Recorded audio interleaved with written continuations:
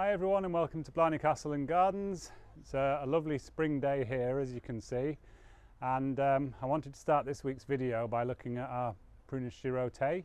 It's a flowering cherry right at our main entrance, and as you can see, it's absolutely stunning. It's at its peak now, and over the next week or so, weather permitting, it'll kind of sit like this and then gradually fade away.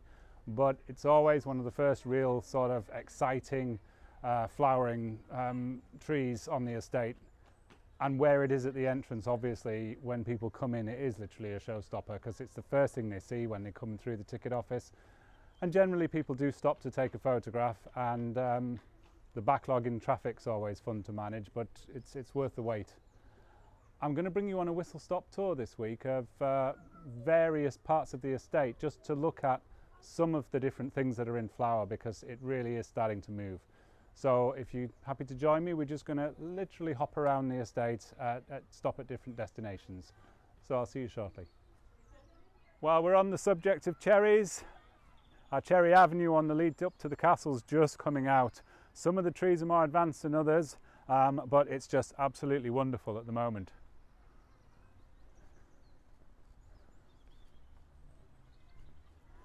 These are Prunus Taihaku and Prunus Yukon. And again, one of the better varieties in my opinion. We've actually planted a collection of cherry trees around the estate. We have about 30 different varieties on a new route, which as they grow over the next few years we'll be adding to and developing. So within a few years time we hope to have, I suppose, a route right through the gardens following the cherry blossoms, which in years to come will be a great string to our bow. So we'll carry on anyway. So on to the magnolias, and this is one of my favourites. This one's probably been in the ground about 5 years now and is just starting to get going with the flowering. So this is Magnolia Black Tulip, and it doesn't always show up the best on the screen, but this is an absolutely lovely dark shade of purple. And if Paul wants to zoom in, I'm just going to peep inside just to give you a little look. It's not fully open yet, but beautiful flower. Okay, and this is in our Upper Rock Close area.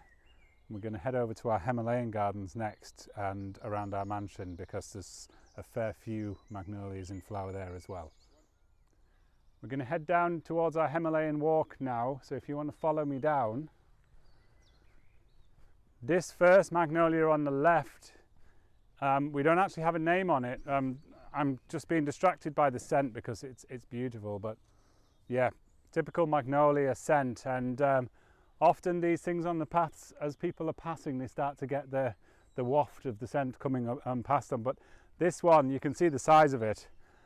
We partially renovated one side of it 2 years ago, and we need to kind of get it a little bit under control, but I'm always loath to cut it because look at it, it's just a stunner.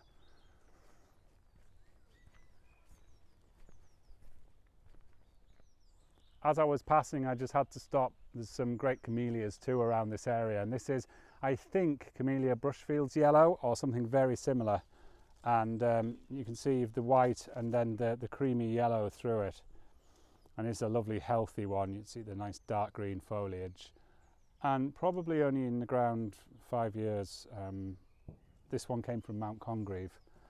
We've planted quite a few around the gardens at that time, and they're really getting established and starting to get moving, so good to see. Another variety of camellia that's been in here a little while longer than the previous is this one. Look at the size of the flowers. This, we believe, is called Camellia Royalty, and again, it's the sheer size that, obviously on a bush that size, it's high impact, but another beauty.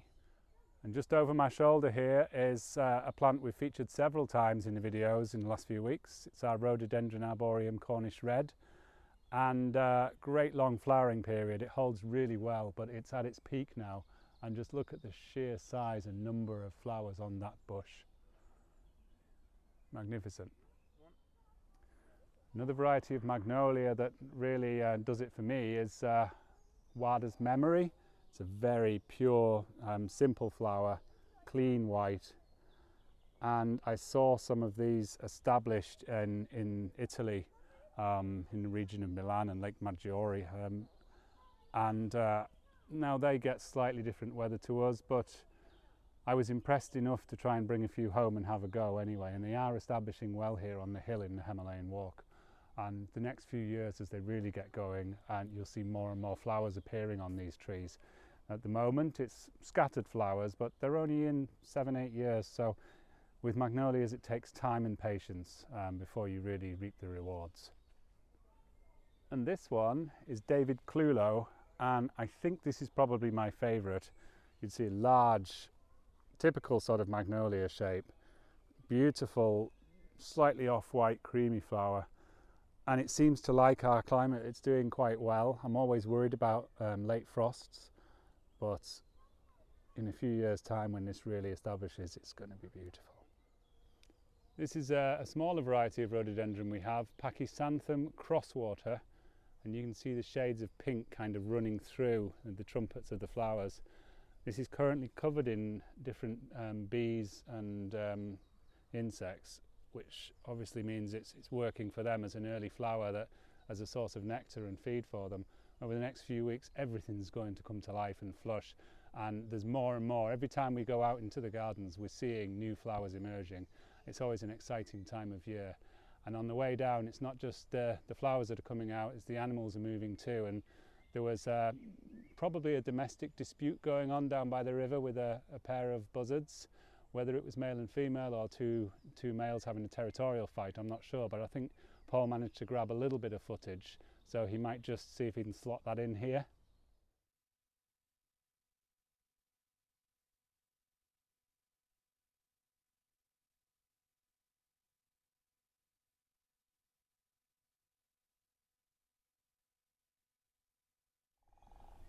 And I've just asked Paul to zoom in here on this one. This is a rhododendron you wouldn't see very often. It's called Nivium and it's from Sikkim, and it's highly endangered in the wild. And it's just, these are the sorts of plants that it's important we actually have in our collection, because often these ex situ conservation efforts are what saves the plant in the future. So it's great to see it thriving and actually flowering here in the gardens. I'm delighted to see that. You may have just heard a woodpecker in the background as well as the video started. We think we've a pair somewhere in the gardens. There it goes again. I don't know if you'll pick that up in the video, so if you can hear it, fantastic. If not, I'm afraid you'll have to take my word for it that they're here, but we've yet to get an image of them. So that's it for this week. Whistle stop tour, but loads of colour in the gardens, and hopefully some of you will be able to get in over the next few weeks. We're hoping they extend the restrictions out and we're able to see a few more of you coming from further afield to visit us. So hopefully I'll see you in the gardens. Thanks.